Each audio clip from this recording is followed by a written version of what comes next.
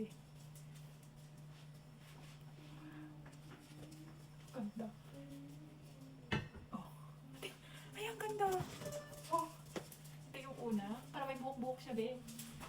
Oh. Ang ganda. Unang flower. Oh, ang ganda.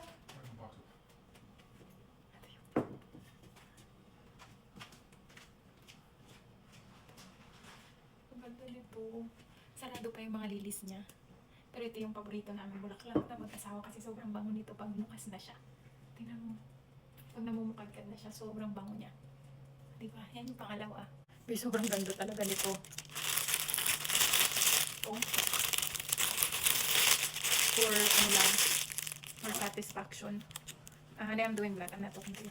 Oh. Oh. Sorry, background. Pardon me? You talking to me?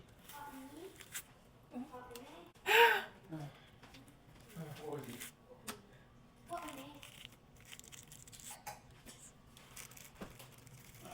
Sobrang ganda, oh. Ay, may isa pa.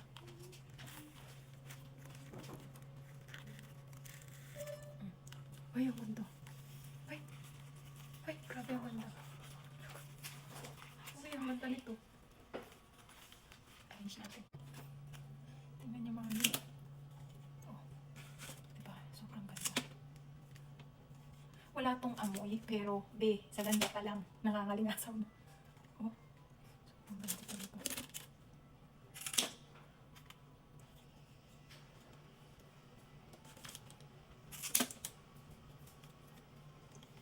Uy, okay.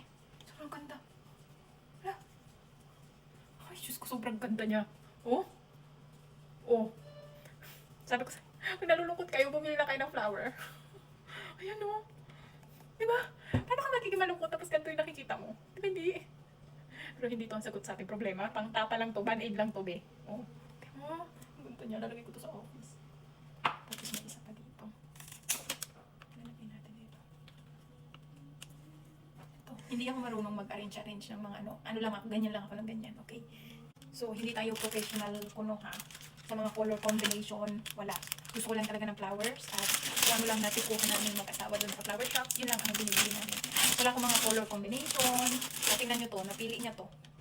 Para saan yan, di ba? Pero, i-ano lang natin yan dyan. Pabawasan natin to ng daan. Kasi masyadong madaming daan. So, asawa ko ang nakapili nito. Tingnan nyo. Ang liit na mga bula-bulaklak. Nagkatawanan nga kami doon kasi tinanong niya ako, nakaganito sa akin. Tapos sabi niya, do you like this? Sabi ko, no, it's too small. O, diba? Tapos inalagay lang natin yan dyan. Ganyan lang. Ay, masyado mahaba.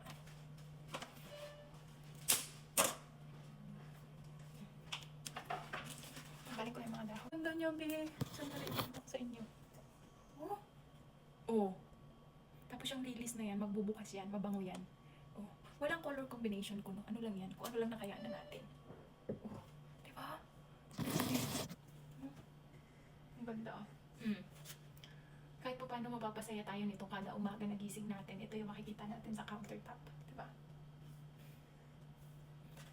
Huwag kalimutan na responsibilidad natin ang ating sarili. Ang ating sariling kaligayahan. Ko, this is the sign. Bumili na kayo ng bulaklak para sa sarili nyo, sa bahay nyo. Hindi kailangan na may okasyon para magbulaklak-bulaklak kayo. Diba? Ganda. Yun lang.